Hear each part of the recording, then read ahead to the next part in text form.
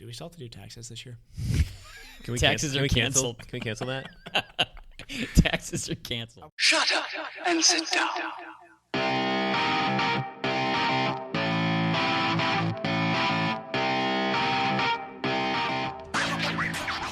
Well, just a crazy scene at a grocery store where toilet paper has been in high demand. Yes. No. Yes. Yes. No. How about yes? How about no? I'd rather you say yes. No. Yes. Fights over toilet paper breaking out in grocery stores as shelves run empty.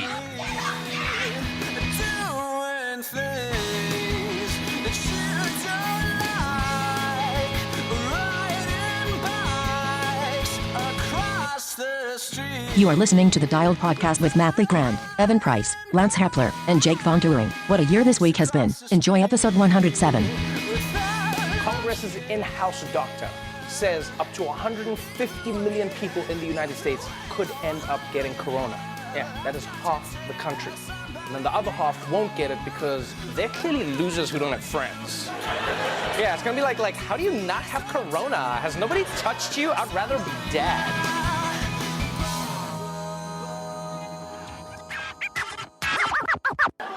People, what are you doing?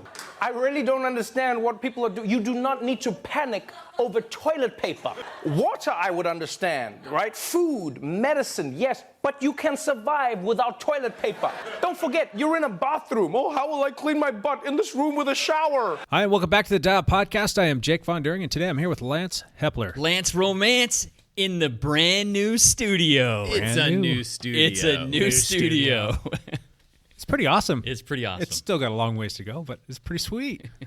It's already got bikes in here. It's basically ready to go at that point. It's got bikes and it's got microphones. Yeah, but there's no Zeke, so that makes me sad. This is true. No There's dog running around. No, I didn't bring any kids. No kids. What's protocol on animals? Can we bring Zeke in? I'd be fine with that. I'm all for Zeke being here. He's hypoallergenic, so dog. Yeah. Zeke would be a perfect clinic dog, actually. Yeah. To Lance's right, Evan Price. Nobody's drinking anything today. What? I brought a fifth of whiskey. I have. Take the edge off of the situation. I actually have a new seltzer water. So we dropped Kirkland as our sponsor. If we didn't keep you guys up to date on that, They didn't pay their bills. Spindrift. You can't get in there. They never sent us that Can't check. get into the store. So Spindrift. If you guys haven't had this before, they're grapefruit flavor. Yeah. Delicious. It's not too shabby. It's good. Yeah, I like it. Devin's right, Matt Legrand. What's up, ladies and gentlemen of the internet? You guys look sickly. You look stressed, everybody. You look stressed. You look sickly. stressed. I mean, sorry. Yeah. The world is burning down. The world is burning, and every time that Lance says Corona, you have to do a shot of whiskey that I brought here. So be careful. It's not going to be good. Take it with the Spindrift. It helps. Take it with the Spindrift. That's the chaser. It cuts it very nicely. Okay. Yes. Did you guys wash your hands before you came in here? No. I have not. a You got any, thing of hand sanitizer that I'm religiously using, so probably at some point, yes. Usually I keep the vat of hand sanitizer with me. With you. It's in your back pocket. Decided I'm good. This is the week I'm okay. Yes. Evan did buy some new, was it French lavender hand soap? Is that what you got? Yeah. French lavender. It was Target. Target was real low on their options for the bathroom, and I wanted extra just in case. Yeah. I'm not hoarding for the record, but I needed an extra one because I didn't. And you bought 2 cartons full of toilet paper. So I got no, I went and got one like a responsible person, but I tried. My hands smell very flowery right now. Yes. It's all good. Patients smell good. All right, how about a little bit of backpedaling? Lance, what's up, dude? Well, what should we talk about with the back pedal? What have you done in this past week? How about that? Let's see. My world has gone through some big ups and downs this last week. Of course, I've been terribly disappointed about this injury because I was missing all these races, and it turns out all the races are canceled. So I'm not missing any races. I can't believe you went to these measures. So he went to these measures just so that he could go out. So your brother's joke with you is that you are the really lucky one in the family. I am right? the lucky one in the family. Please, what was his response to this last week? I mean, is he? He hates me even more. I can imagine. He just hates me. It's all hate. Yeah, It's well, the market can't. Your market can't be doing oh well. my goodness, this is true. No, so. I don't have a whole lot of money in the stock market, but that's smart.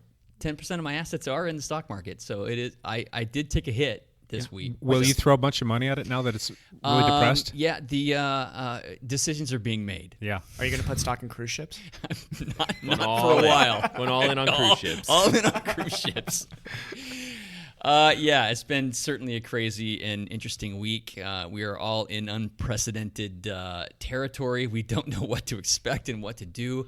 All I just want to ride my bike. That's all I want to do. 1-footed or 2-footed? And I can't really do that just yet. 1.5. We'll say 1.5. Do you want to put both feet on the pedals? I want to put both feet on the pedals. Yeah. I'm 3 weeks into my. Gosh, has it already been 3 weeks? It's been 3 weeks. 3 weeks tomorrow. Into my. I mean, who's counting? 4 week. That's right. I do have my crutches here with me. Good. I think odds of that fracture being healed in week 4 is pretty good. I hope so. Yeah. I've really tried really hard to stay off it. It is really hard to be completely. It's completely against non-weight nature. bearing. Yeah.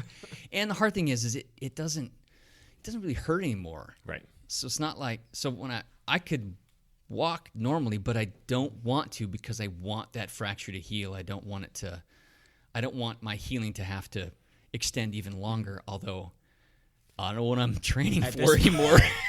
What am I waiting for? Might as well really let this thing heal up. Let's go back to your 365-day training plan. Okay. In which case, I think you might be all right. I think I'm going to be good. I think you're still right on track on day 412. I think I'm going to be good. Yeah, I was really devastated when I was missing these races, and then really elated when they were all canceled. You missed one. I missed the time trial, which I hate anyway. Yeah. I hate time trials. And you wouldn't have even been racing it on a time trial bike, most No, likely, right? Yeah, so most likely not. I might have used the bike on the wall, the gravel bike. But anyway, yeah, I did do a couple of Zwift sessions this last week. I did. Mm-hmm. I got on the trainer and I spun one-legged. Your wife videoed something, and it's very funny. She did. It's because I'm down there. I've got a sweatshirt on with the hood up because I can't get my heart rate up. It's really hard to get your heart rate up. Trying to get warm. Well, yeah, and I've got the hood up. Because your body's only pumping blood to one leg. I know. So I'm just cranking it out with one leg, and you can only do that for so long. But I did do an hour on the trainer. You did an hour one-legged. Well, not straight. Gotcha. You can't do it. No, I mean, no way. what I would do is I would do 100 revolutions, and then put my other foot on the pedal and with no pressure, just kind of spin for like a minute. Yeah. Then take it off and do hard 100 revolutions. It's a great range of motion exercise right there. There you go. And I don't know. I did that like 15 times or something like that. So yeah. I actually broke a sweat for like the first time in like 3 weeks. I actually broke a sweat doing it. So that's good. That felt great. Yeah. But I'm not doing that every day because it's crazy. Because I think it's pushing it. Because your left leg would just be toast by the end of the week. My college friends want an intervention. You guys aren't involved in that, are you? Oh, no. There's no intervention. I've already talked to them. Oh, no. We've already scheduled it. I'm in full support and more of what you're doing. So we support crazy around here. You're not going to get any intervention over here. Yeah, so obviously, like the rest of the world, has been a very stressful week. We don't know what's happening. It changes every 6 hours. Yep.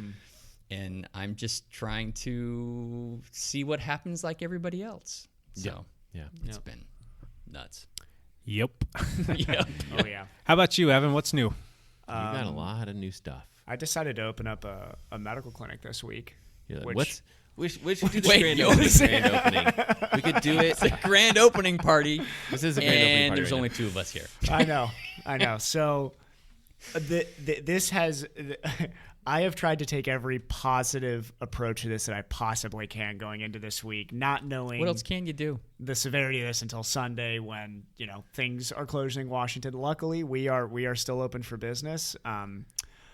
We are a pretty darn safe place. There's, as I'm looking out on this clinic, not a lot of people here. It's pretty socially isolated. And we are. Come to Evan's new business to get isolation. Social distancing in the medical clinic. I was going to say, if you're looking for social distancing and a place to work out because every gym is closed, I got a spot for you. But there's outside of that, it's funny. It takes sometimes talking to a much older person than you to take perspective, and I won't go into detail, but I am calling my grandfather here frequently over the next couple of weeks, and he is a very old man. war veteran, and just really gave me some perspective on the fact that if this is what our generation's got to go through, we're going to be okay. Like, you know, I think Right. we're capable of getting through this. It's just, you know, as a medical provider, my heart really goes out to a lot of people Did who. he call you a mamsy-pamsy or anything? Oh yeah. Oh my God. Yeah. I mean, absolutely. You millennials. What do you want? I was like, your race. Why? Who cares? cares It's like, just about go your race? Go ride your bike outside and time yourself. Nice. So yeah. I like this guy. It was, my last week was a little bit of up and down because, as I was just talking with Matt about yesterday, I am, and this is not me trying to pound my own chest in any means, I am in by far the best fitness I've ever been in my life. And Right. the true irony of this right now is, as Lance sits across from me and looks at me, is neither of us get to race it out, which is kind of almost funny. Like, a little silver lining of this is that it's kind of funny. Yeah. You kind of hit the best fitness of your life, and it's like, This is completely out of our control. yep. And when that happens, all you can do is smile and laugh and go curse at the wall. Yeah, because exactly. nobody else cares. And that's and that was the thing is I curse at the wall for 30 seconds, then realize there's really big things in the world going on right now. And That's right. and like you put it perfectly, Lance, but I agree with you. We gotta be empathetic to our neighbors and help everybody figure this thing out together, because bike riding's important right now, but bike racing sure as heck is not. So that's absolutely true. That's basically my back pedal. I got to ride outside twice this week. Oh, that's right. I saw you actually went outside. I did see that. What? I know. Who is? It's like you guys are not. None of you guys. I can't go outside. None of and you guys. Matt I'm outrode Lance this week, I believe. Yes, you did. I believe Matt. I outrode rode him. this beaches ride, which was interesting because I showed up late and had a hammer to catch the group or whatever. And, But you caught him. Yeah, sure. I mean, yeah. Of course I did. I'm madly grand. But you know, of course I did. But you know, I still got destroyed. You know, Bob had his TT bike, and I tried to hang on as best I could. It was super fun. To be outside and riding. Good weather this past week, and then the next day, Except for snow. There was snow one day. We'll get there. Yeah, early okay. in the week. Early in was the week. Yes, fantastic. yes. No, that's and completely right. Early in the week. Jake and I were doing Pilates the next day, and we were like, we should bike outside. And then, you know, we both went our separate ways. And he like texted me 20 minutes later, and he's like, I'm gonna go outside. My parting shot to you when we left was I can't write. My shoulder Too much stuff to do. is And killing me. There's I was too much wondering stuff when I going came to on. see you, yeah. And, you know, Matt and I were standing outside, and it was like just bright, gorgeous, bright blue day. Yeah. And I kept looking outside. I'm like, I can't not go outside. And so I texted Matt. I'm like, let's go. Yeah. It was like an immediate yes. Let's go. I can be ready in 10 minutes. I mean, that's the normal conversation that we used to have. Yeah. So you need to get back into those ways. Get back into those. Yeah, for sure. So we were outside a couple times. I got to run with the Evan Price yesterday. And we were both tanked yesterday. Yeah. We were both so tired. Actually, I was really glad that everyone was willing to just keep Thank it God. chill. I know. Yeah. Because I was I couldn't have basically pushed if my limping life through that. depended on it, yeah. And yeah, so every day, you know, we're finding out more and more information about the coronavirus, which means you have to take a drink. You're the first one to say it. Yeah. And so I'm the only one with a drink. My kids came home like crying when the school was canceled. Because they're at that age, right, where like school's cool for them. Another couple years, and they're gonna be like, heck yeah, summertime. That's right. No, that's good that they at least were they sad about it. Devastated. That's good. Devastated. My middle kid, like, literally has been crying all weekend and all day today because it was like this is the first day of homeschool. Yeah. And we did all this fun stuff like math, and then go outside and do all this stuff, and then it was like math. Just I don't know. I like math, but all this fun stuff like math. I had my kid doing like cubed roots, like what my older kid is good at math. And What stuff, happens so I'm, when like, he runs out really of math hard. to do? Well, that's where there's math. There's plenty. That's of when math. the world burns. There's enough math. There's Okay, enough good. math to go There's around there's for a enough while. math to go around. Yeah. I just push him really hard on stuff. But the middle kid is like really upset about it, not having a good day, but they're going to the playground right now. So How's we'll Dash see. taking? Does Dash understand what's going on? No, he has no idea. He's He's just like, Dash we're like- playing school today. Yeah. Okay. So he's pretty pumped about that. And My kids are all on spring break that has now been extended for like 6 weeks. It's a long But spring break. they like went to Zion National Park, and then they're headed to the Grand Canyon. And How are universities handling this? I mean, I'm sure that the schools are out, but how are they going to finish up the semester? Because they're doing it online. Really? Yeah. Huh. So both both universities that my kids go to, they've switched to all online. Interesting. So, like Washington State, some of the students are all going home, but some are staying there in Pullman and just trying to switch to online. I guess a lot of the universities are set up with online programs, so it's somewhat simple to change gears and go over there. Might be a little processing period, but it's messy for sure. Absolutely. Yeah. Could be worse. I mean, a lot of the elementary schools around here. I mean, like where we live, the high school and the junior highs all have Chromebooks in the Camas School District. Yeah. So the kids are able to kind of connect and whatnot, and they're all issued, and like that's great. But what do you do about like the elementary schools with these kids who don't have that? They don't have that. Yeah. So they're working on it right now. That's that out. what my wife is doing right now. They're meeting with the administrative team to come up with a means to an end there. I was going to say, poor Rebecca's got to come up with an impossible answer. I don't even know what that could be. Yeah. Anything else, Matt? My wife's Boston Marathon got canceled. She qualified, which she's really pretty cool about all of this stuff. She qualified. We were just looking at everything, and I was like, it's going to get canceled. And then we were just kind of taking bets on when they were going to cancel it. In retrospect, like looking back at it, it's like, of course it's going to get canceled. Yep. But like at the time, we were like, I don't know, they're not canceling it. It's like, but you're going to have 30,000 people come to the city, and a third of those are international people. Like, they're like, this doesn't make sense. They should cancel. So I pre-recorded this video. Like, I was like, Boston Marathon's canceled, and I put, for my YouTube channel, and as soon as they like even were like rumored that they were going to cancel, I published that video, thinking like, okay, we'll let people know like this is my take on it, and here's my positive takeaways, which was like, look at other race options, and go through these couple steps. Like, this is kind of the stuff that you need to do. And sure enough, it was canceled and all that stuff. They're rescheduling it for the fall. Right. They ended up like postponing it, not really canceling it. Exactly. It got pushed to September or something like that? Yeah, September 14th. Yeah. So we're going to try and just go then. We just kind of rescheduled everything for that. And hopefully it doesn't get canceled later, because if that's the case, then, it's like we're losing money here on this cancellation, and then, potentially losing money again and all this stuff. Go. Well, that trip to Italy of yours. Yeah, the trip to Italy is just you're going to Italy? Oh, no. Oh, okay. I was wondering. You're not going to that? We're not. I was going to text you. Turns out we're not going to that. Get this. Italy's under entire quarantine, like the whole place. Yeah. What's funny is it's obviously it's Monday as we record this. The whole world might be different on Wednesday when this comes out. By the end of today, Sunday, just yesterday, things were changing at a rapid rate. Yeah. So. Well, and I'm just thinking like Friday, my domestic kids were. flights are going to be. I think they're the next. They're the next domino to fall. Yeah, the next thing to drop. I know, knock on wood, but. Yeah. But yeah, maybe. I think it's possible. At this point, I wouldn't be surprised by anything. Today we woke up, and this is Monday. Like, we record this on Monday, it comes out on Wednesday.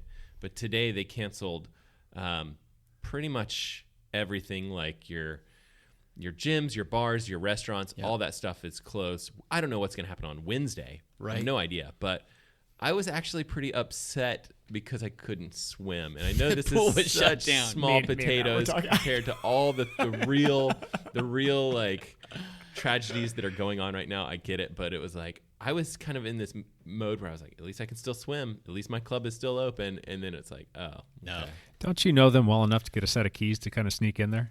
That is Could we hop the fence? Just be you and me. That's it. Yeah. It would be an indoor pool. I wouldn't be able to open the outdoor pool. But I could get a lot of people in a lot of trouble probably. It's totally worth it.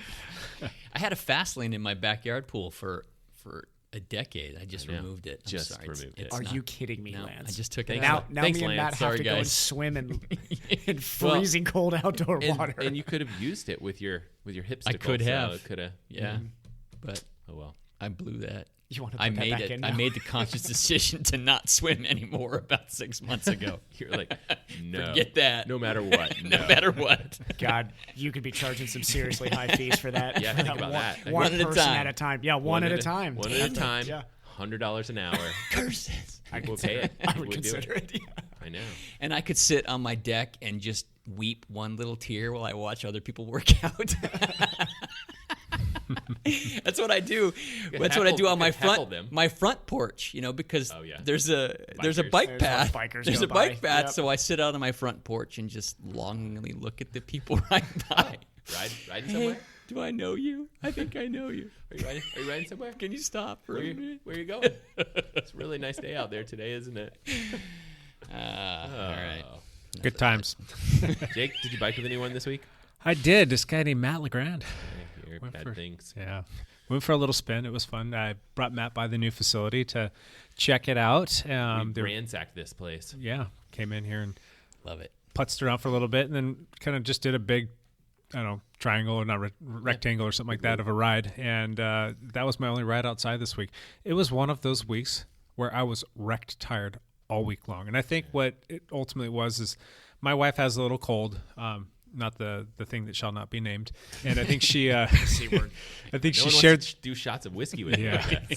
She shared that with me a little bit. So I've been just a little this, that, and the other, but it's already gone, I think. But that culminated with pretty solid 7-8 weeks with a massive chunk of riding in there for about a week of that.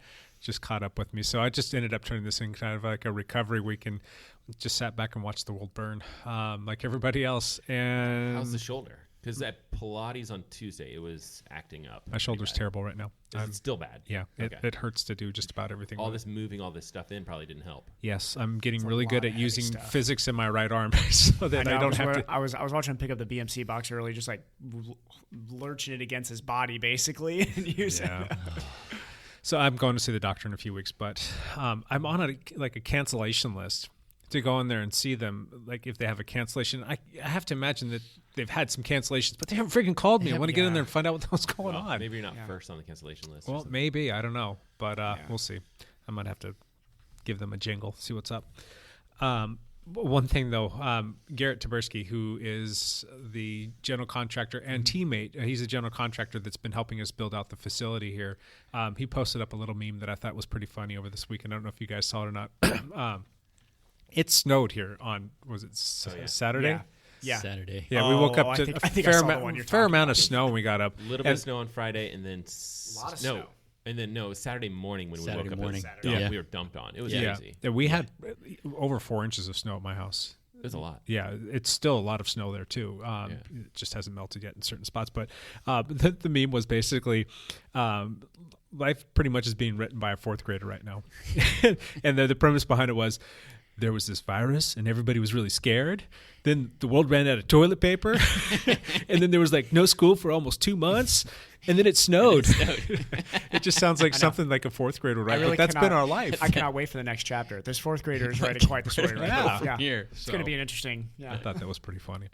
But other than that, there's not too much to backpedal other than I just hope that everything kind of turns out okay when this is all said and done, and hunker down. Yeah. Hunker down. Let's get into, before we actually do the lead out news, Lance has been baiting us with there this. was one race. No. There's this may be the last race we are able to actually talk about. Hold on. Before we get into the lead out news, there's an Arizona missions in here, but Lance won't tell us what it is. And you wanted to wait to get our reaction here while we were recording. Who reports the news on this podcast? Champ Bailey. It turns out we're making fun of a character from the Anchorman movie. Yeah, I hope everybody actually understands that reference. Or this is not funny so he's the sportscaster on Anchorman. We thought his name was Champ Bailey. Oh, it's not. It's actually Champ Kind. Oh, where did we get Champ Bailey from? I think I made it up. Wait a minute. Wait, Champ Kind? His name is Champ Kind. Oh no, not Champ Bailey. Why did I think it was Champ Bailey? Because I said it with such confidence, you all believed me. You should say other things with that much confidence. Oh my gosh. Yeah, so it was. You make a great politician. Thank you very much. I'm never going into politics. But yeah, the sportscaster's name is Champ Kind, and I forever am not going to be able to say Champ Kind. I'm going to say Champ Bailey. That blows my mind because you are like the walking encyclopedia of all things movies ever. I blew it. I'm like having to really rack my mind on hearing him say that in the movie now, and I thought for sure it was Champ Bailey. It's Champ Kind. Champ Kind. Yep. Okay, gotcha. So anyway, should have been Champ Bailey. That's a better name. Yeah. That was brought to my attention by Scott Troutman. Okay, thank you, Scott Troutman. Hold on. Okay, hold on a second. Hold on. There's a little commercial here. Little commercial. Let's get past this. They're in Charlie Lasers, every Friday night. Hold on. Champ here. I'm all about having fun. You know, get a couple of cocktails in me. Oh, that's just nice said for Champ. him. He just says Champ, maybe. He doesn't say his last name. Anyway, I become kind of famous for my signature catchphrase, whammy, as in Gene Tennis at the plate, and whammy. Oh, he doesn't say his last name. He doesn't say his last He name. never says his last name. But it's Champ Kind. All right. Well, All right. Yeah, Scott texted me. He Mind goes, I blown. think it's Champ Kind. I'm like, no, it's not.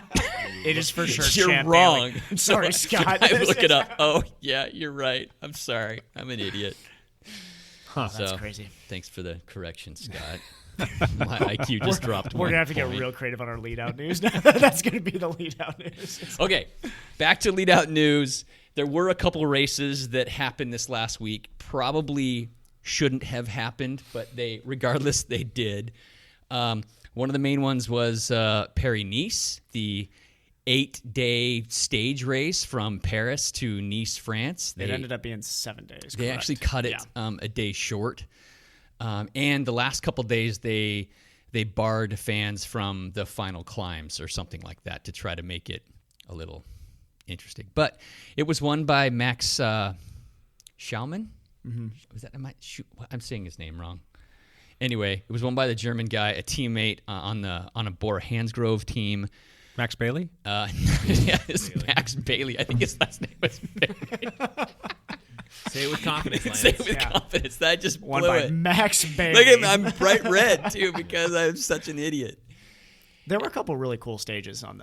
There were some during great that stages. race, yeah. It was a lot of fun to watch, even though as the days went on, you kept thinking, why are they still doing this? Well, there were Everybody guys else getting is infected. Yes. I mean, I don't know. I mean, we could say they'd talk for another time, but I think that's just incredibly irresponsible by the Paris organizers. It's a huge thing. Didn't we say last week? We talked about whether the tour of Italy would be canceled, and I'm like, no, it's not. Like 6 days be. ago, we're like, is the Giro going to be canceled? Yeah, it is. It's all been postponed. Did they already went ahead They already and announced did. that? Yep. Okay. I mean, Giro has been makes sense. postponed. It does. But a week ago, it was just like, I don't know. Right. Exactly. Did we take bets or something? What were we talking about? Like, I'm pretty sure. we did. Yeah.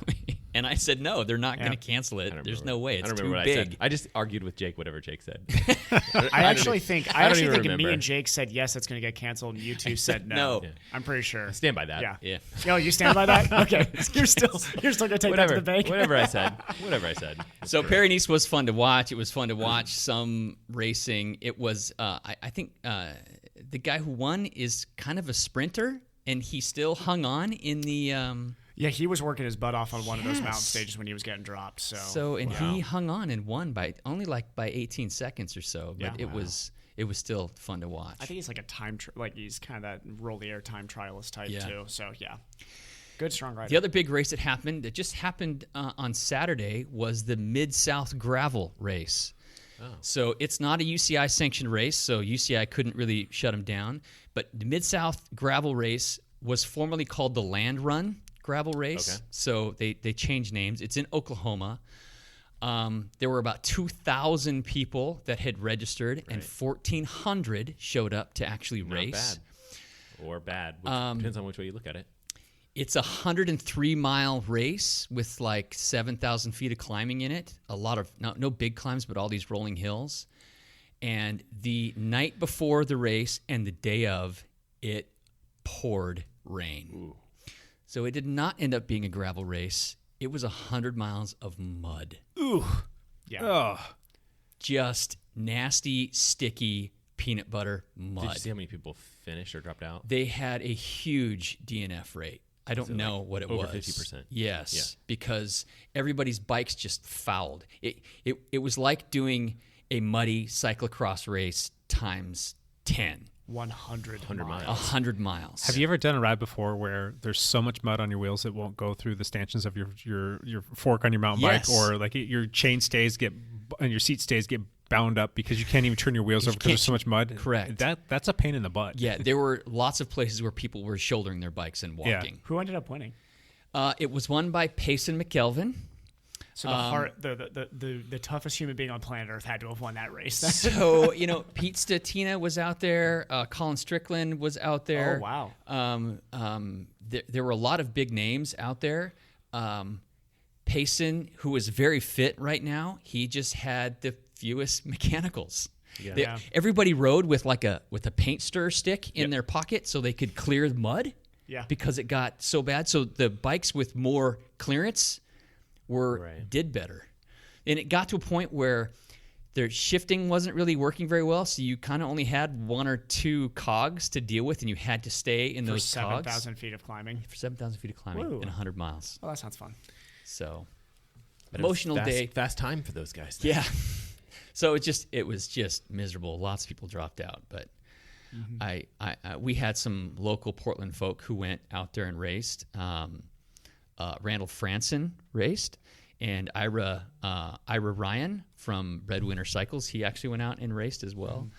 And they just said it was miserable. Crazy. Yeah, like the hardest thing they've ever done. It's if it hadn't rained so much, it wouldn't have been so bad, but it ended up being a big, ugly thing. There was one Ironman race too in Mexico. Oh. Campeche, I believe. 73. It's I think a newer 73, but yeah. Also highly controversial that this race happened. Yeah, same issue. Different than a gravel race. Ironman's pretty, and I think that they limited the amount of spectators, all that.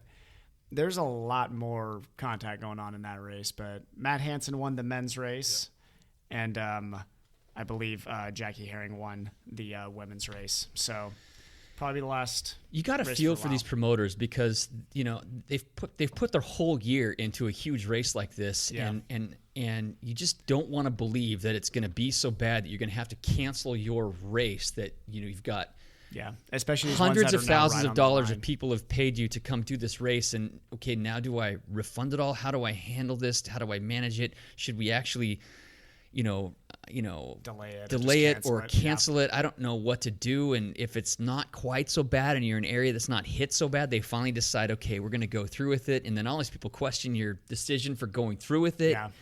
There's like no winning. No. It is just, so I feel for the promoters who, had to make those decisions. Had to make that decision. Yeah. Tricky stuff. Well, do you put that on the sanctioning body though?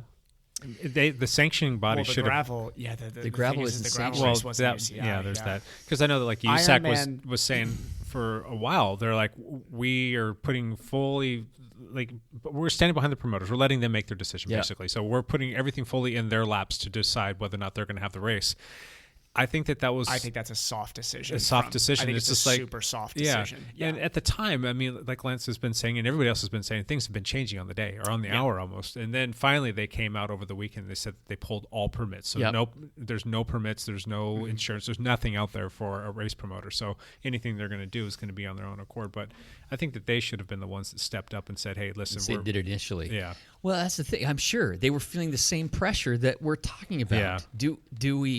Do we shut this down? And I mean, we're going to bankrupt people by doing that. Oh yeah. Yeah. People are going to lose their shirts. People might lose their homes because you make these decisions. So, do we actually do that and buy into the hype? Is it actually hype?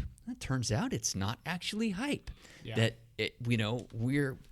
You have to make those decisions, and oh my gosh, it's so hard. I think these last 72 hours worth of races were hard because we're right now as this country, this is not including Paris-Nice, but we're in that decision point right now. Right.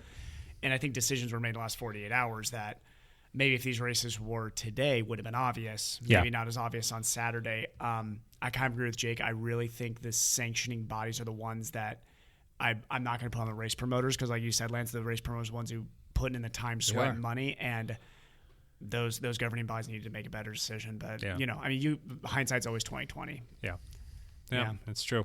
That's true. Well, the good thing is they made the decision, and at least they can move forward now, and people can start to make right. And at the end of the day, too, I think us as the racer have to be somewhat sympathetic because it's for us to lose out. Now, for you Ironman guys, you guys pay a lot more money to do your racing than, say, Lance or myself going to do a road race that's going to cost us $40 to $80. For me, I'm I'm probably in a situation where it doesn't hurt for me just to say, you know what, reschedule it. That's fine. If I can't make it, keep my money. I would rather see you be able to put on more races in the future, not lose your shirt or your home or anything like that. Right. And, you know, I think it kind of comes back to us as the racer to make a decision to support these guys. What's Ironman doing? I think they're doing a deferral thing, right? Like you can defer to the next year, or do they just say go? They're doing a deferral program, and then they're also postponing a lot of these races. So we're going to have to just see what that postponement looks like. Right. Yeah. Why racing events? They tried to do a virtual run this weekend, and I saw that. I think they're worried. I would be, of course. Oh, as a local race provider, I wish there was. God, I almost want to. I mean, honestly, my heart really goes out to Sherry in that group. I almost want to bring Sherry on and have her talk or something. I mean, whatever she feels like she can say to people. I was going to say Sherry knows I love her. Oh, no. Sherry works her butt off. Unfortunately, she does not want spare time. She definitely does not want spare time. She's super stressed right now. I don't think she's sleeping well and all this stuff. So yeah. And, you know, I mean, I was really considering if I was actually going to talk about this on here or not, but I think I'm going to. So a couple days ago, since we're talking about the race now, I might as well bring this up because I think some people already saw my name on this list. But this was what, Matt, like 5-6 days ago, I think, that this came out. I think 5-6 days ago. Yeah, about a week ago. Just, you know. So, you know, obviously, like we're talking about, everything's changing on a 24-hour basis. Things were different. This was right after Galveston, Texas 73, and Oceanside 73 were canceled. Talbot Cox, and he put all this up on, you know, Instagram and his website, so this is nothing secret, was putting up a pros-only race in Tucson, which was going to be an isolated time trial, basically.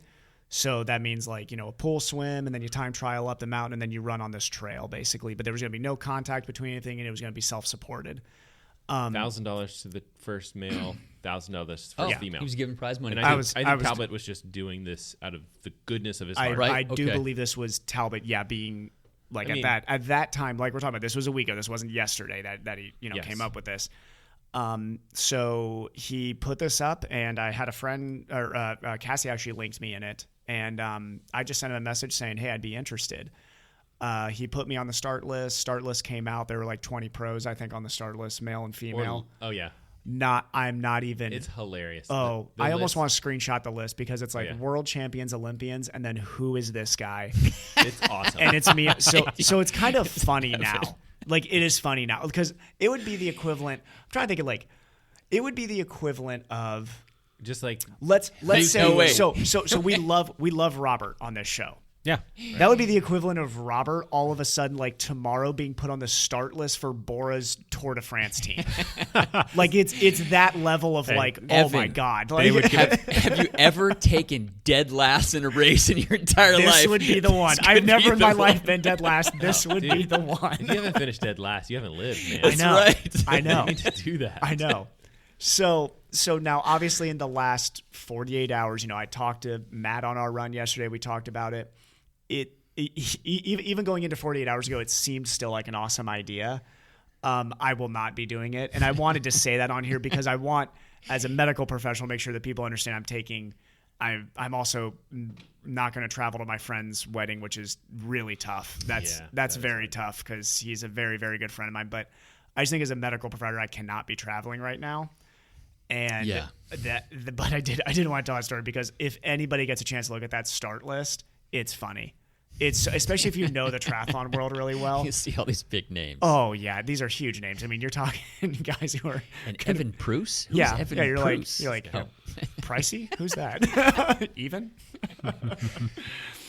But yeah, I liked the idea. I thought it sounded good. It sounded so much fun. You're right that as more and more things start to look insane, it's like right. Can't do it now. Yeah. Things don't look good. No. And it's just, that's the situation. It's like, that's the problem is you're starting to making these decisions or we have these discussions on the podcast. Or trying to make adjustments. And we talk about things a week ago and it's like so much stuff changes in a week that we sound like idiots if you listen to our podcast from last week. I don't even remember what I said last week. I probably said something dumb like, no, this will pass over. We all did. Yeah. Oh, no, wait, I didn't because I said the Giro was going to be canceled. So me and Jake were on the right side of the track. I said the dumb things. Lance and more I were than dumb. one, apparently. Apparently. Champ Bailey. I still like Champ Bailey personally. That's my character Chip now. Bailey can be our Chip character. Bailey is my character. It's not from Anchorman. There's somebody with the last name Bailey that you can kind of morph Champ and some Bailey person together. Now, So now if anybody asks you, they're just like, "Oh, is that from Anchorman?" No. no, It's from no. This the is podcast. entirely my own. it's just this guy that comes on. This is entirely my own character. I have no idea what you're talking about. Okay, let's jump into our topic for the day. We don't want to kill you guys with more coronavirus talk or COVID-19 and all that other stuff. A couple shots there, Matt. Shoot it up. Take a shot. Yeah. Our listeners don't know that we're drinking. This is going to become that thing where like Jake used to say good stuff all the time. We had to Good limit stuff. it for the next couple months. Yeah. We're going to have to find a different word. Yeah. But for the most part, pretty much everybody for the next 6-8 weeks and even beyond that, they're going to have a lot of time on their hand. We're going to have to socially distance ourselves. We're going to have to be socially responsible. We're going to have all of these things that we're going to need to be doing, but we don't want to stop our lives completely. And maybe we're able to help you guys out. So our topic for the day is the top 10 things, we'll say 10-ish, things we can do. Wait, we didn't number them, so it's just the top things. The top 10 to 30 things. We'll maybe clean that up and edit and post how many things this can be. But we always say that, never do those. We're going to call the top 10 things we can do over the next 6 to 8 weeks as cyclists, just to keep our time preoccupied and to keep our fitness and to have fun in some way, shape, or form with bikes or triathlon stuff. Apparently Most not pools. importantly. Apparently no more. No, we're not swimming. There's things you can do for pools, which I will talk about later. Well, maybe we can get into that. So when we're out of bikes. All right, so let's go. We'll start with you, Lance. What do you got? Number 1, clean your drivetrain. Oh, yeah. No. When's the last time you cleaned your drive chain, Evan? It's been a while. I lube the chain and wipe it down like once a week, probably. It's but been a actually while for me. clean the drive chain. Actually clean it. It's been a while. Take the chain off. Oh God, no! That'd be a long time. Soak it and clean it. Put it back on with a new master link. You can do this. I know you can do it, Evan. I had that on my list too. And by the way, we didn't share anything here, so we're just going to kind of come together and wherever this lands, it lands. These are all just random shots being fired back and forth. Yeah. My thing was basically service the crap out of your bike. So, so yeah, I have to build a new bike. Yeah, I do get to do that. Exciting. That's exciting. So you can, that's another thing you got on your list. Build a new bike. Build a new bike. So clean your drivetrain, service your bike, get your bike all sparkly. Yep. So, Evan, what do you got? Zwift race like your life depends on it. That was on my list once too. a week. Sure I know that was on everybody's list here, but I'll tell you what: if you, we're all going to need competitive outlets because here's the thing with training. Training's wonderful, but you need some competitive outlet at some point. What are we training for? We don't actually know when the next race is. We could be waiting to 2021 for the next race. We could. So if we're waiting to 2021, that means if you don't have a Zwift subscription, you should probably look into getting one. Man, Zwift's going to make a killing. I know. Did I hear that they had issues with servers yesterday? Probably because they're getting overloaded. Before? Yeah. Wow. I wonder. Oh my God, could you imagine if Zwift shuts down? Hey, pull up Zwift on your phone right now just to check and see how many people are Zwifting. Yeah. Well, I guess that kind of changes though based on the two lands that they have going on. So you can see one land and how many people are there, and then the other one. Check out change a little bit. Watopia is usually the most crowded. Yeah. Why would you go somewhere else? Generally go. Maybe if you want to socially isolate yourself, you go away from Watopia. But ride Richmond. If the weather's nice. Yeah, ride Richmond. What psychopath rides Richmond? What's the matter with you? I was giving my wife crap about that yesterday. We she was both riding. jumped on the trainer, and I wasn't going to ride, and she said she was going to go, so I went with her anyway, because I wasn't feeling well. But anyway, I jump on him on Watopia. I'm like, where are you? And I look over, she's riding Richmond. I'm like, what are you riding in Richmond for? She's like, what are you talking about? Guys, Richmond is a lovely place. No. Richmond is a lovely it's place. Not on Zwift, it's not. I also personally hate Innsbruck. Really don't like Innsbruck. Oh, really? It's just way too long of a climb. Yeah, it is It's an excessively long climb. At this moment on Monday at 1:05 p.m., it is London has 3,600 people and Watopia has 3,400 people. So it's not that busy. No, that's really high for this time of the day. That's very high. That's probably so about 3,500. This time of the day is usually 1,000. Yeah, it's maybe. Yeah, I'd say it's almost triple what it normally is at this time of the day. Yeah. Give it 1 week. When we check this again next week, I bet it's going to be like 7,000 to 8,000. You can still ride outside by yourself. You Sure. can still go ride on your own. You just you don't. can't. But you gotta watch out for the zombies out there, man. You can, but you have to have a plastic bag over your head. Did you guys see? Okay, this is going off the rails, but this whole entire podcast has basically gone off the rails. So, Did you guys see the? I'm not sure what he is, but I hope he's not a doctor. He may be a doctor, but he was on Fox News talking about how you can test yourself for coronavirus by holding your breath for 10 seconds, and if you can't hold your breath for 10 seconds, then you probably have coronavirus. Science. Oh my god. Yeah. No. This was an actual person that was brought on to medical Fox doctor. News. You're kidding me? And I'm not saying a political thing where it's Fox News, MSNBC, whatever, CNN. This was a man. Let's blame who was, MSNBC. This That's was what I said. That's who I think we should throw in the bus. He could be on anything, but Sure. he was on Fox News. So Okay. he was brought on and he was talking about just like how, oh yeah, you could like basically test yourself for this stuff. Go ahead, everybody do it with me now. And he held his breath. He was like, if you can hold it for 10 seconds, you're good. This is good television. Right I now. was like, it's like there's somebody watching that that's like, really? Is that it? Oh, I'm good. Wow. All right, a Zwift race. Go try one out. There's lots of different kinds of races out there for everybody too, right? There's all, lots of cool races, yeah. Yeah, there's all different levels. Was it like there's group rides too on there, which like are just A through less E or intense. something like that? So they're like what 5 or 6 different like levels. Yeah, and it goes by watts per kilo. So like your A is 4 to 5 watts per kilo, B is 3 to 4, and I think Is that based on your FTP? Yeah. Okay. Oh, interesting. Yeah. Cool. Fun racing. Lance on one leg is probably a D, I think. When I was, it's funny. What was your average wattage, please? when you're going with one leg, it halves everything, and I could hold like 190 watts. That is impressive. With my right leg for For how- about a minute. Okay. That was it. Okay. I couldn't do it for more than a minute. But I mean, what is that? bad. Equal to like 380. 380 or 350 or something? But That's very impressive. Beast mode. Nice. Matt, what do you got? I'm gonna ride in circles when I So- get back on my bike. I think a little bit different size quads. I'm guessing that we all have Zwift on our list. Yes. So I think we should dive into that a little deeper and talk about Zwift group rides.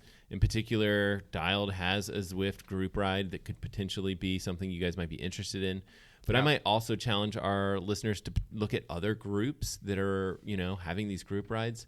I think Jan Ferdino started a group Zwift ride. It looks super cool. And I was like, oh, that would be interesting to just join a different group. Yeah, Slow Twitch. he's doing like a Frodissimo Friday, I think. I think it's on Friday. Yeah. Look cool. Slow Twitch has, I think. Slow Twitch has one Yeah, too? Slow Twitch Yeah. is a triathlon website. Cool. And they have like a group, and I think they have like multiple groups. Some that go in the evening. Do all the triathletes have time trial bikes on Zwift? I ride a road bike on Zwift. Thank you very much, Lance. If you have a road bike, you get laughed off the channel. But you also can't draft if you're on in the Zwift world, you can draft in arrow position while running into people. No. Okay, actually going through them, literally through them into arrow It bars. always messes with me when I go It through does. I know someone. it drives me nuts. Yeah.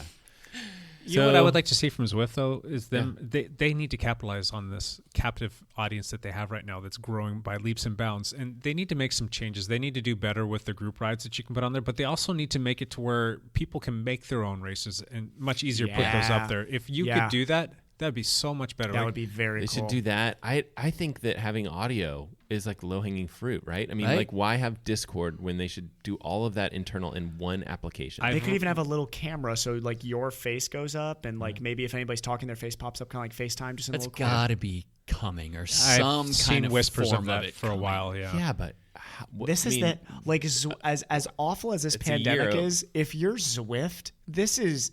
I mean, your this is heyday. perfect. This is. I mean, literally, people are staying at home from their jobs. It's that and Peloton, and there's probably a handful of other companies that are in this kind of sports marketing at your home that are going to do well. Along with toilet paper companies and cleaning supplies. Also, Purell. so Clorox. I'm not sure if you guys have. I've dipped to this level now. I've watched too many old bike races while I've been on Zwift. I have now started to watch Zwift races. Oh. Wow, Zwifting On YouTube? Are you kidding me? on YouTube. Oh, geez. Zwift Interesting. has it. Don't judge me right now, okay? I can see all your Millennial. eyes. All the I can see all judgment your right eyes right now. now. No, stop No, that. no. Okay, I've seen this There's pop up no on- new races. I don't know what to do, Lance. There's plenty of things This out there last for you to week, watch. I rode and 18 hours on the trainer, man. Oh my gosh, that's crazy. I ran out of things to watch, and it popped up, and I was like, that was kind of interesting. It's popped up on my whatever kinda cool. feed, and it's like I There's don't some remember really what they call strong it. dudes out there. They call it like the Zwift. Yeah, it's like Zwift. I don't remember what they Tour of Zwift, but Yeah. but it's like this weekly? professional indoor racing thing, basically. Yeah. These guys are sponsored. Why don't you just watch your avatar and see how fast you can buzz by somebody, or see if you can catch the guy that's 45 seconds ahead of you? Because I can't put out a sustained 8 watts per kilo up some of these climbs like these guys are doing. It's because they're not real people.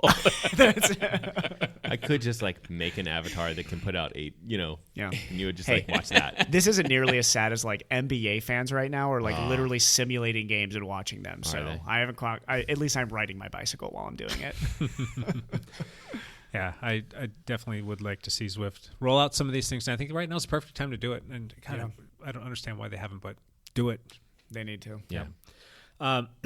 Here's one that I actually plan on doing for our team. So our team has a couple routes, segments, if you want to call them that. It's kind of like a hybrid. Like there's one that's a route, but we also have a segment for it as well. But I want to actually roll out some segments that we can say, all right, here's the segment of the week. And it can be a certain distance or whatever, but and I want to have a few of them, like maybe some flat ones, maybe some rollers, maybe some climbing ones.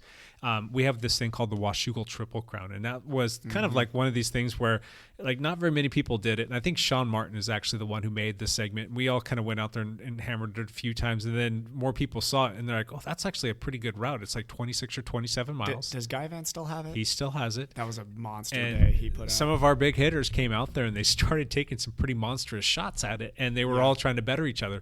Well, what we can do then is come up with some routes and say, we're going to race amongst our team, but you're going to go out and do it by yourself, and it's going to be you and your computer. It's going to be a week-long thing, and then so you can go out there and do it multiple times if you want to. So, like if Evan went out there and put down a big effort, and then Matt comes out there and hammers it, takes it away from him, he can go back and try and take it away from him again. I'm going to wait for the wind. I know exactly.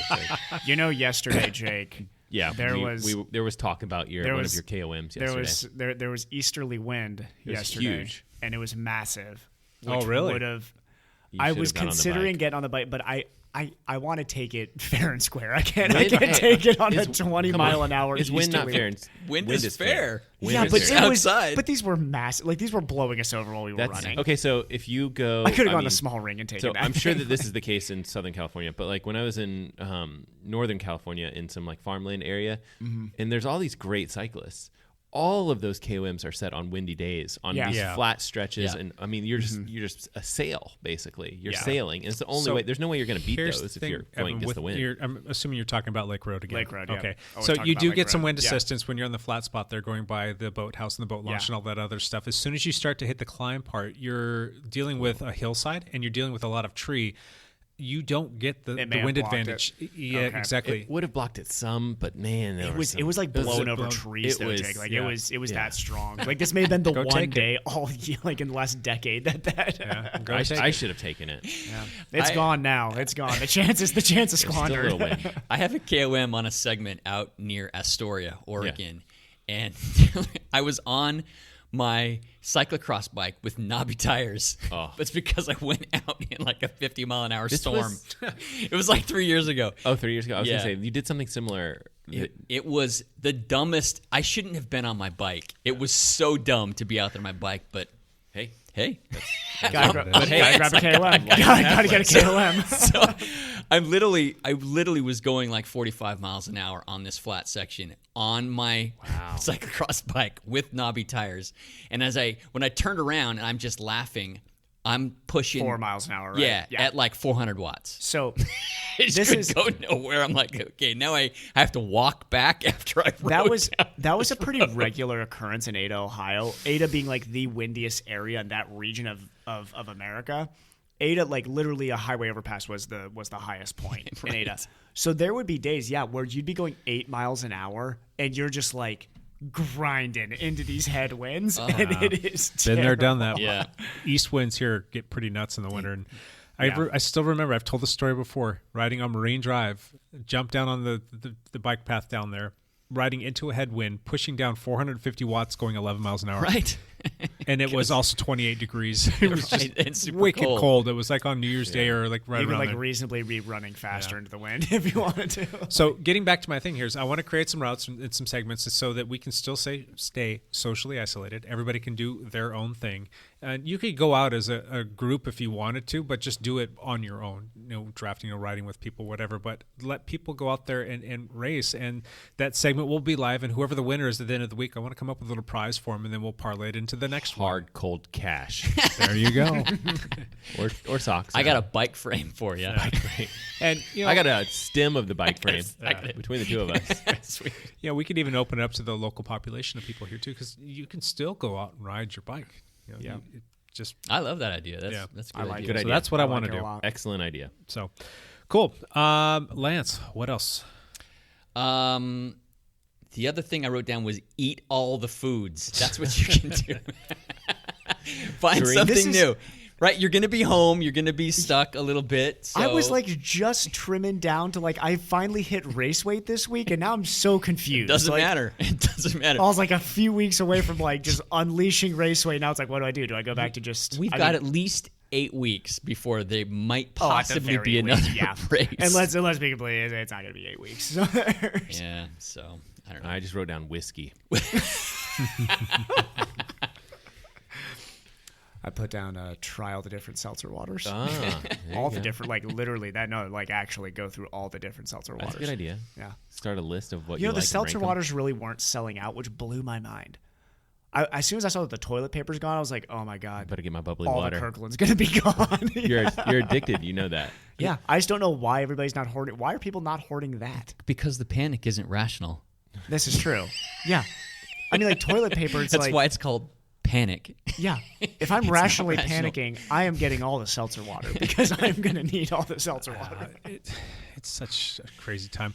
On Friday, I was supposed to meet Evan here at the new facility, and I'm in my car. I'm en route. I have the trucks loaded up with all kinds of stuff that I'm bringing over, and I actually had my dog with me too because I knew I wasn't going to be here too long. And we're just riding down the road. Hey Zeke, what's going on? He's just sitting up in the front seat doing his thing, and I get a call from my wife. She's like, "You need to go to Costco now."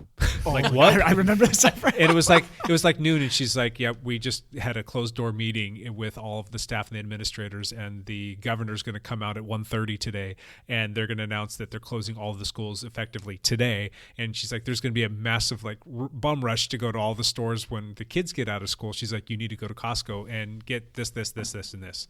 And like we weren't hoarding, but there was just certain things that we needed, just like the basics. It's mostly just fresh fruit, to be honest with you, and a few other things. And she's like, "Well, you can get some canned stuff too, because you never know what's going to happen." I went in there, and you guys roll up to Costco, and there's a bazillion shopping carts out there, right? There were zero. Yeah. There were no shopping carts outside. Zero. And there was people like waiting in line for people to return them to the cart return in the parking lot to get the. And I'm like, oh my Screw gosh. the cart. Don't even. Yeah, just. I grabbed a cart. I grabbed one, and I went inside, and all the people were at Costco, and they were all just stupid dumb, like running into each other, like just everybody's on phones talking. Oh, what about this? No, they still have that. I'm gonna get that. And everything was just gone. It was absolutely nuts. It's so wild. Like the things we do for our wives, so that they don't. What my wife did, What'd you because we needed a Costco run too. Everybody was thinking that. She just did it online. Yeah, that's pretty smart. And we didn't ask for toilet paper or hand sanitizer, but we got all our regular stuff, and they delivered it to our house within 5 hours. Wow. Is there an extra charge for that? There's like a $20 charge as a tip to the driver. Oh. That's it. That's not too bad. I mean, in the grand scheme of things, when you're spending as much money as you do, I mean, that's... It was fantastic. We didn't have to go down. We didn't have to brave anybody. And she was like, "Yeah, you guys' order was the easiest one I did today." Yeah. on Friday, that same day, I was like killing time because I had kids at the swim pool, and I was picking up other kids to take care. And I was like, "We're gonna go by the grocery store, pick some stuff up," like not thinking that it was gonna be crazy. Oh yeah. And I was it's like, locusts everywhere. We're killing time. Yeah. I bought Corona beer. I just went and got like my usual just stuff. I don't know. Like I didn't get anything. I mean, like I have some canned goods. I'm like, if the world's going to end, I've been fat metabolized training for years. Like you're good. I'll be good for at least 2 weeks. Oh yeah. Now we had to go to Costco again yesterday because I had to get a couple things for the building here that I knew that they were going to still have them. There was hardly anybody there. All the carts were back in the cart return, and there was hardly anybody there. And they had all the employees walking around cleaning door handles, and everybody's got like rubber gloves on, and they just hired 50 new people. And then they're like, was crap, everywhere. everybody's gone. Yeah, it was, and then they're actually managing the lines as well. So they've got people standing there telling you to like stay spaced apart. Yeah. You can't come up here, and they're telling you which line to go in, and just trying to manage. And they're it doing says a good that, job. yeah, and they're doing a good job of it. So it was a completely different. I mean, experience. talk about like crisis management. Like that's got to be tough as a store manager to be. Yeah. At the epicenter of that. Well, I mean, it's got to be way worse. Camas, Washington is one thing, but like if you're in Seattle, I can imagine things are a little bit worse. But I mean, it's Costco. They're organized. Yeah, they know what they're doing. Yeah. We still want that Kirkland sparkling water. Sponsorship back. Yeah, seriously, Kirkland. Of all time, pay your bill at Costco. Kirkland. Come on, Costco. We sent you an invoice. Costco, we've sent you this like 20 times. Come on. You have the money. Evan, bring us another one. I put down here, read books and play board games, which is not cycling related at all. But I am terrified that young children who are not the children of anybody at this table I know are going to just be in. So I think a lot of the stress right now is coming from just looking at social media. I even found myself like looking at it a little bit too much yesterday, just trying to get ready for today. I can't imagine kids right now with how much they spend time-wise on that. Yeah, my youngest is pretty stressed out. She's only 8 years old, but she's nervous because that's all everybody's talking about in terms of her. She's like, what's going on with my world? Yeah. And I don't get to go to school anymore. I've got to do all these things. We can't. And we're kind of taking a little bit of a strict regimen at my house where the kids are not allowed to have friends over. They're not allowed to go to friends' house. Mm-hmm. They're allowed to play outside in our neighborhood. And there are other kids there just so that we know that we have communication with the parents to know where they've been and all of that stuff. Yeah. And it's kind of a self-serving thing, and I think it's only going to end up blowing up in our face anyway. The reason we're doing this is because we're supposed to go to Hawaii in about a week and a half. I highly doubt that's going to happen. And that still kind of baffles me that they haven't shut down all the flights because if you think about it, people are... How can they shut down bars and not be like, you know what else we need to shut down? Flights. Yeah, because well, you've got people sitting in a the tube. economy will stall. Yeah. When they shut down airports and flights, the economy is in trouble. Yeah. So I think that's why why it's not already in trouble. Yes, though? it is in trouble. I mean, you're right. Restaurants, it gets in more trouble. Yeah. I mean, I know But what you mean, that's but like I'm saying, like, how can you go? That's like the final blow. Yeah. That not kills everything. Yeah.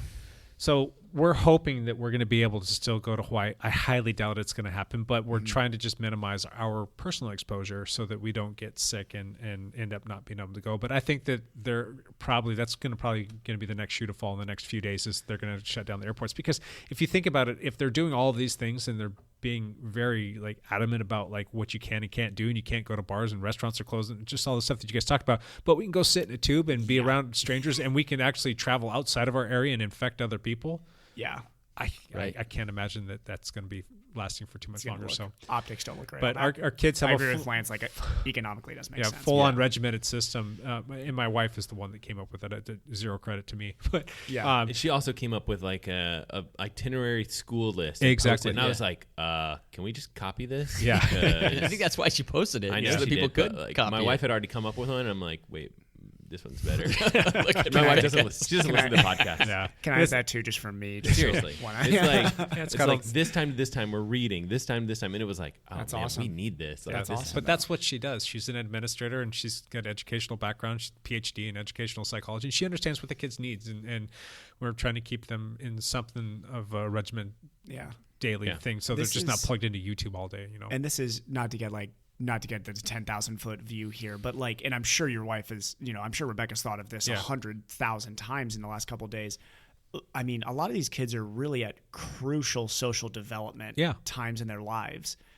I mean, like, what's going to be the impact of this? If this is 4 or 5 months long, let's say, like that's a long time for an 8-year-old to go without true social, with very limited social contact. Fortunately for my daughter, and I'm not worried about you. She's got her siblings that she can play with and all that other stuff. Like we said, like everybody's kids at these tables are not the ones I'm worried about. The part that bothers me though is the kids were in school all last week, and it wasn't the kids that were necessarily talking about it.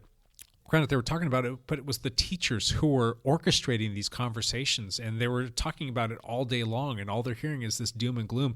Like, the kids should be going to school to learn, obviously, but they need that kind of like that safe zone, a place where they can get away from the world and not have to talk about like all this crazy stuff that's happening, and just kind of have, I don't want them to be like ignorant to what's going on outside, but they should be able to get away from it. They should be able to step out of that world and get back into the education realm, and just be able to learn and be kids as opposed to dealing with like adult stuff. It's the same idea as being a medical provider. Like when a patient comes in, I'm not going to sit there and be like, "Oh my God, I cannot believe you just walked in here." Like, have you been seeing what's going on out there? No, it's you come in and you realize, hey, there's some precautions we take. Let's get back to life because life's still got to go on. So. And I went back and forth on this topic that we're talking about today, but we're talking about something, and we keep tangenting here. Here we are, but I didn't want to just say let's talk more about COVID-19 and coronavirus and like just kind of beat it to death, because that's all everybody's getting everywhere. I just took a shot. Does COVID count? Does COVID count? Oh, it counts. We got to come up with some. I'm gonna have to drive you home, Matt. Oh, my grapefruit's gone already. I don't know. I'm out of chaser, Matt. I need like a noise for when the shot happens. It's like sound effect. Yep. But there you go. Yeah, that's good. I like that. That's like putting the glass down. It echoes even. We wanted this to be a little bit of an escape, so we're trying to come up with ideas to help escape it and have a little bit of fun with it. So sorry if we keep tangenting back into the realm, but that's good to talk about like regimented schedule for kids, because obviously I'm the only person at this table without kids. Like when you're talking about what to do with your children at this time, that's keep them as scheduled. Yeah, I mean, as possible. My wife put together a literal like schedule on the chalkboard. It's chalk. You can't erase that. No. Yeah. And it's like, no, if it's on the chalkboard, it's Bible. It's a stone chalkboard. This starts at like 7:30 in the morning. And I'm like, good gosh, can't they sleep in a little bit? No, it's not vacation. It's not spring break yet. Rebecca's. I like Rebecca's. Hers starts at 9. Try and move that over. And yours went to like 5. Ours stops at like 2:30. I'm like, wait a minute, what happens after 2:30? Yeah. Oh well. Yeah, it was fun too, because our international students from Spain, and there's an hour in there where she's going to be teaching the kids Spanish. So it's going to be awesome. Fun. We got a built-in teacher, and she's a great little teacher of a kid too. So that's cool. That's awesome. Fun. All right, Matt, what you got? Lakeside Long Run has not been canceled yet. Is that because there's only 4 people showing up? Let's talk to. Should we talk to the board? Should we talk to the board? Let's just say this: Lakeside Long Run limit 50 people. Limit 50 people. Maybe we can say that you have to. So if you're going to run Lakeside Long Run, we keep it in small. We send ourselves off in little groups. That wouldn't be a bad idea. I would like to just keep the Lakeside. Can we not cancel Lakeside Long Run, please? It's not canceled yet. No, good. Okay. I'm talking to Governor Inslee. We'll have to talk to the board, but we'll have no official announcement before this weekend. Yeah. Yes. Could run 6 feet apart. Yeah. We had like 4 people. 4 people yesterday. Well, I mean, I bumped your elbow a couple times, but I feel like we had like a couple. We had one guy drop off, and then another guy join us late, and so it wasn't huge. It wasn't big, but there were people there. If you're talking about like isolating, like me, basically the 4 of us at this table have isolated ourselves to ourselves. So if one of us is going to get sick here, we're just passing it right at this table for right now. So. Hopefully not. Yeah, seriously, knock on wood. You know what sucks? Well, no, it doesn't suck. We went to training camp and got all fit. Lance came away from it, but I came away broken. Do we get to schedule training camp 2.0? That's not a bad idea. Redo. Go back to Fallbrook again. The week after we left, races don't start till the fall. Yeah. This last week down in Fallbrook, it was like torrential rains. Yeah. It would have been terrible to be there. We timed that so perfectly. So anyway, my next one is a lot of us spent December, January, February training, getting ready for the race season. Race season shows up and canceled. So now it's probably a good time to sit down and come up with a new program and start kind of guesstimating when things might get back up, or at least get your fitness geared up so that when we're 8 weeks from now, your plan is such that you're ready to go and do some racing, because I'm sure that the promoters and the race organizations are going to want to get back to racing just as soon as it's possible. They will.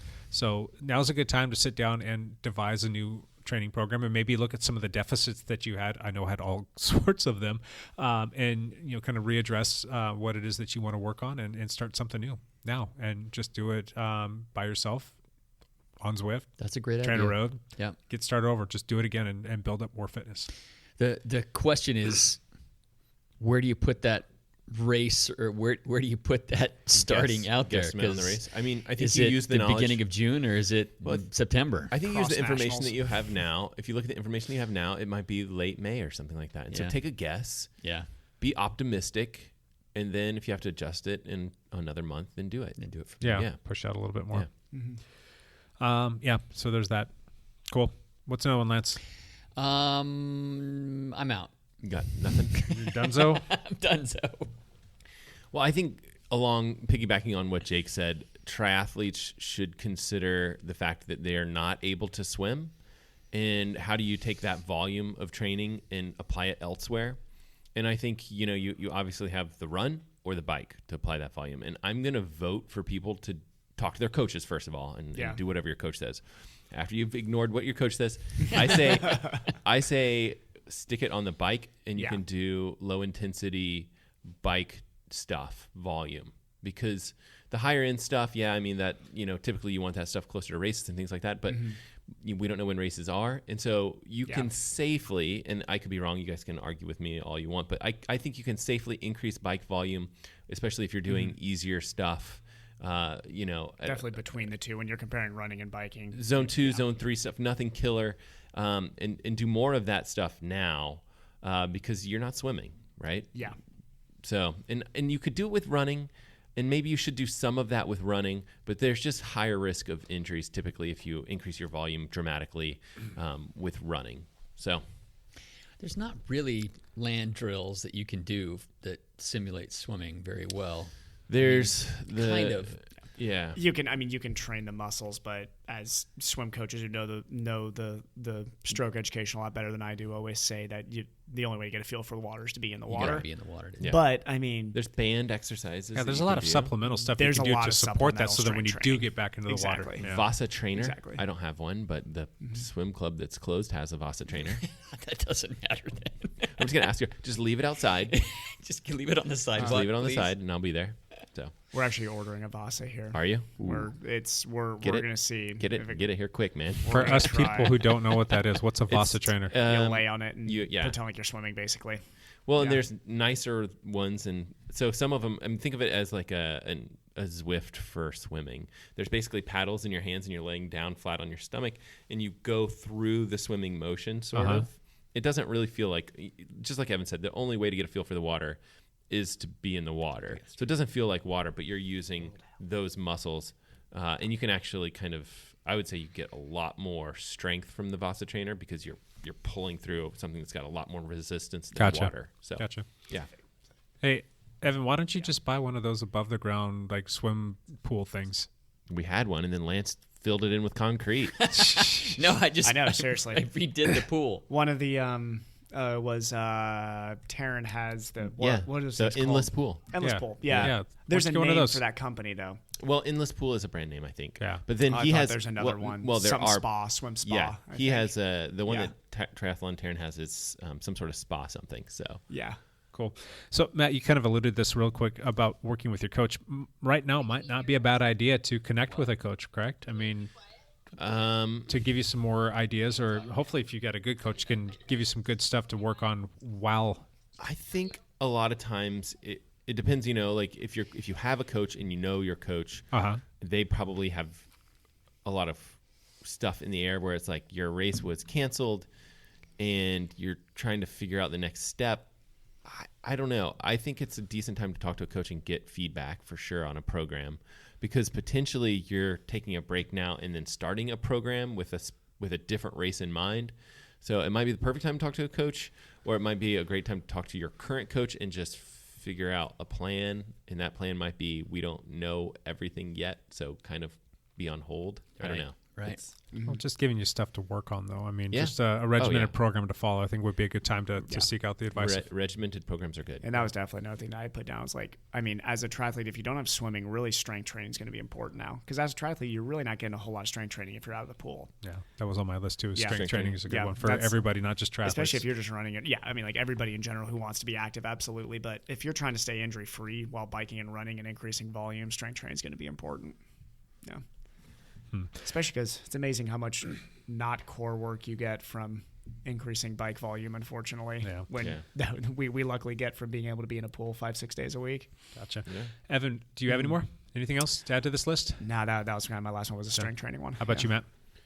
I mean, I think some of our listeners are mountain bikers. The majority of them are probably road cyclists and things like that. But, if you're kind of maxed out on some of this stuff and you're ready to get off the bike but still have nothing to do, trail maintenance is something that I think... Sure. That's a really good one. Yeah. It's something that I'm coming from it, obviously not as a mountain biker, but as more of a trail runner. And there were some guys cleaning Heritage yesterday, which was nice to see. Yeah. It is super nice. And it's just like so nice to run on smooth trails and things that are well kept, and especially after a windstorm. Yep. They always need people with chainsaws to go through trails. Yeah. And it's just that stuff takes constant work. Yeah. It's one of those things that you basically need to keep after, or else you lose the trail. So that's a very good one. I like that a lot. Yeah. There's a lot of stuff going on in the world right now, obviously, and a lot of businesses are kind of in harm's way. I still say that there's got to be a good way that we can help support our local businesses. I feel really bad for restaurants and bars and things like that. Even though I don't go out to bars very often, I can't remember the last time I've been to one. Last night. You can't remember last night, can you? You don't remember it, at of the course. club. Yeah, clubbing.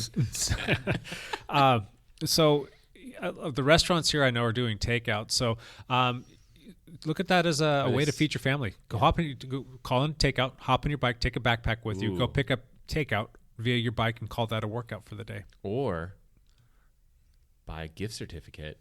It's easier gift to carry. cards. Gift cards on the bike. You can carry it a little bit easier in your little jersey later. pocket. Yeah. I mean, delay it.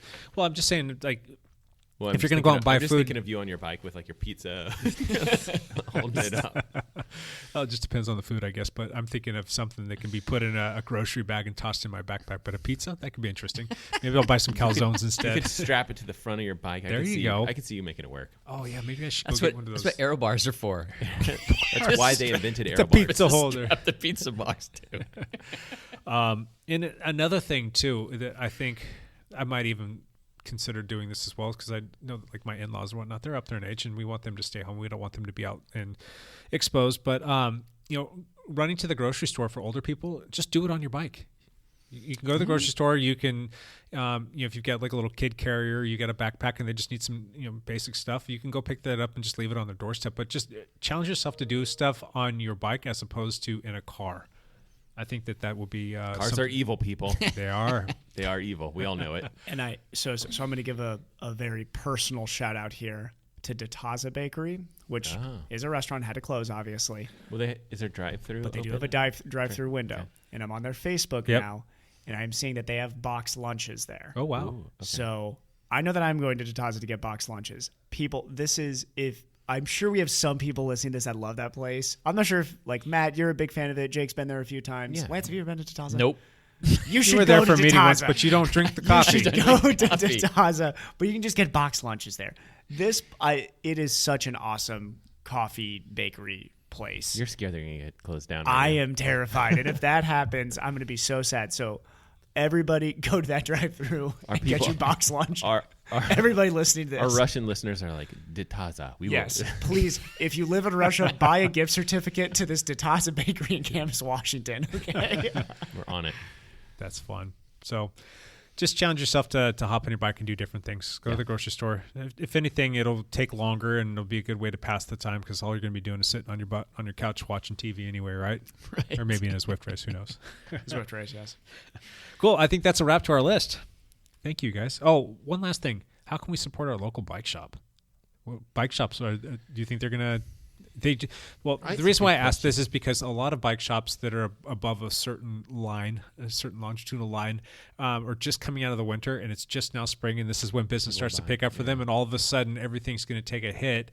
It's going to be tough for them to weather the storm. So how can we support our local bike shop? If you don't want to service your bike, take your bike in for a service. Yeah, I would say definitely that. I mean, if you're following some of our other suggestions and you're riding your bike to do some of these activities, whether that's go to the grocery store or even take the kids to the park, you're going to need to service your bike. So, take it there and buy a couple new bikes and some buy a gift card. While you're there, buy a gift card. Buy a new Wahoo trainer to go ride while you're on Zwift, right? Yeah. Seriously, yeah. If I was a shop right now, I'd really hope I have a lot of trainers in stock. Yeah.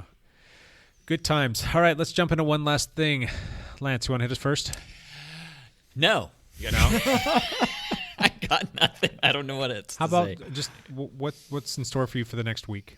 I actually, my son is home with like 8 of his college friends. That's not social distancing. No, but like you've got how many times? They're all staying at your house. Yes. Oh wow. How do you tell your own son, "Hey, idiot"? What are you doing? Let me. Do you understand what is happening in the world right now? But they live their own lives, and they're living your life right now in your house. Yeah. So, actually, but also, I mean, like, what do you do? What do you tell the 7 kids? Like, nope, sleep in the yard. They all had plans for spring break, so there's only 2 extra here right now. But by Wednesday, when this comes out, there might be like 8 more. Lock your gate, man. There's another 8 coming on top of the 8 already here. No, there's like 3 now, and there's going to be 8 more coming. Gotcha, I exaggerate. That's what I do. Oh. But lock up tight. They're not planning on staying. They're like, their plan was to go to Crater Lake and go to Smith Rock and go to Cannon Beach, and so they'll be in and out. You don't think they're going to start closing down national parks now, do you? Well, that's a good question. National parks, you're actually not supposed to close them. Even when the federal government shuts down, they don't close because they're owned by the nation. So they still would leave the gates open. You could just drive in. There would be no services in the parks. No buses run, no food, no bathrooms serviced. Toilet paper, right? Yeah.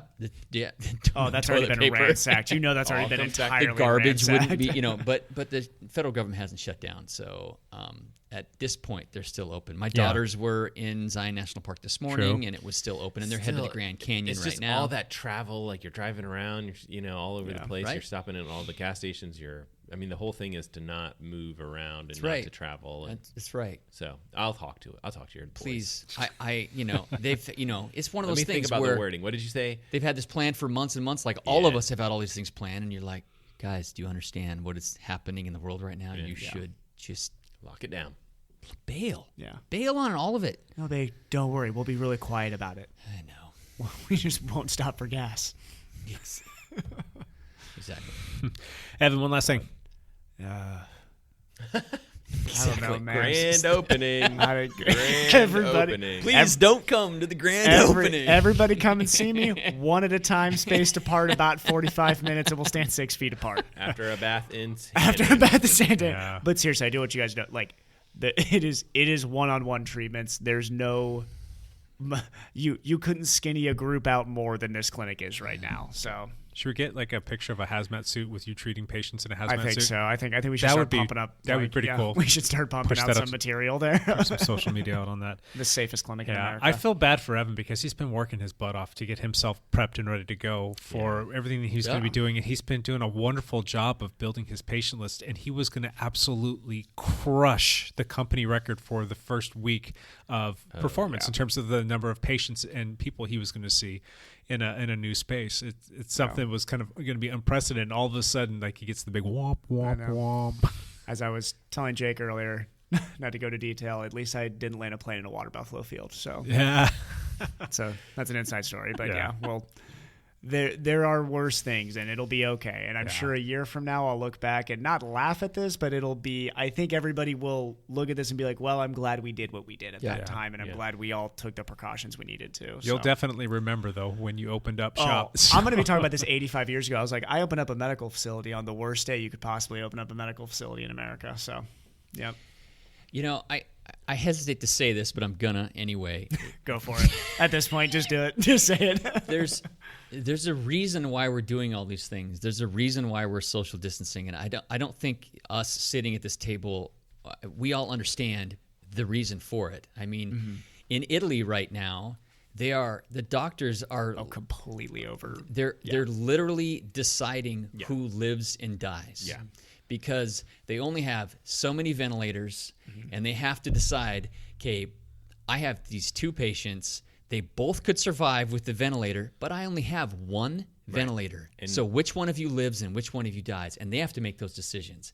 We are trying to avoid that here in this country by all doing these things. That is exactly what we're doing. I mean, that is exactly the point, and right? And that's why I think Lance nailed on the head. Is I think a year from now, I hope we look back as a country and say, like, I'm really glad we closed everything at that time.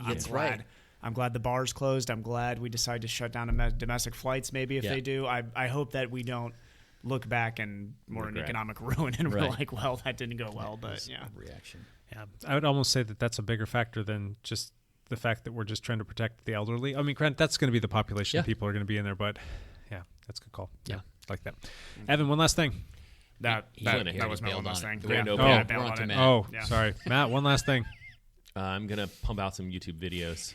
That's a good idea for everyone to watch. You guys can stay inside. Watch YouTube videos. Unfortunately, what if Matt LeGrand's channel just like blows up during this time period? I don't think that's going to happen. And then just crashes as soon as everybody gets back. How's the video coming with you going out and contracting coronavirus? That's a go. I'm out here and about. Is that what we talked about last week? Document that. Oh my God, we did talk about that. Don't you remember Matt was going to go out and he's going to show everybody what it's like to live with the virus? I spent a lot of time in the old folks' home in Seattle, and now I'm here hanging out with you guys. Forgot to mention that earlier. Yeah, so that's possible. But yeah, I'm going to pump out a whole bunch of videos, and unfortunately, I think some of them are going to be goggle reviews, which makes no sense, but they're already like put together and stuff like that. And then, but I'll try and put some other stuff out as well that's a little bit more timely. So there's a whole bunch of stuff. If you're just bored, go hop on there. I think that there's probably I'm just going to take a guess that there's 130 videos on the channel, and they're all top-notch, high-quality videos, and they're riveting. So check them out. Matt's trying to be funny, but they are pretty damn good. They are good. Yeah, they're very well produced and put together and edited. So watch them all. Good job, Matt. Catch them all. I just need something other than goggles. I'm getting tired of goggles, Matt. I know. I feel like everyone's getting tired of goggles, but I think there's 3 more. Just put them all into one and be done with it. They're already made and ready to go. So all right, sift through it. You do what you got to do. I'm going to have to check out. You do you. Can we do running shoes next, one at a time? I like running shoe brands. I like running shoes for sure. I'm serious. I would watch all those. I would love to do running shoes. Yeah. My one last thing is that, yes, we have moved into a new facility, and we are going to be sharing a lot of stuff with you guys in the coming weeks. So we really haven't rolled it out yet, but it will be rolling out this week. It's already set up, but if you want to go check out the Dialed Endurance Lab on Facebook, you can go there to like it, and you can see a bunch of pictures and media and stuff that we'll be posting up there. We'll share the link to that on our Facebook group for the podcast as well. And then we will shortly after that have an Instagram account, and there'll be YouTuber-y stuff going on there. Should be a lot of fun. Oh, yeah. Yeah. And it should be a neat place for us to do a lot of cool stuff, because we got a neat little space back here that's going to be our creative studio that's going to allow us to come back here and podcast and maybe even do a few other things in the podcast world and the YouTube stuff and media. It's just going to be fun. I'm so excited about this. It's going to be good stuff. It looks fantastic. Yeah. It's come along. Well, it's still kind of empty in here, but we'll quite echoey. Yeah, but it's only got 4 truckloads worth of stuff here thus far, and I've got about another dozen to make. A couple other little last things for the show. Things seem to be all sorted out with Spotify now. For those of you guys who like to listen on Spotify, we were having an issue, and I don't know what the deal was, but we were working with the hosting company that hosts our show online, and then they push it out to Spotify. So you'd think that you're listening to episode 107, you go in there to listen, but it would actually start playing 106 and all the way down the chain.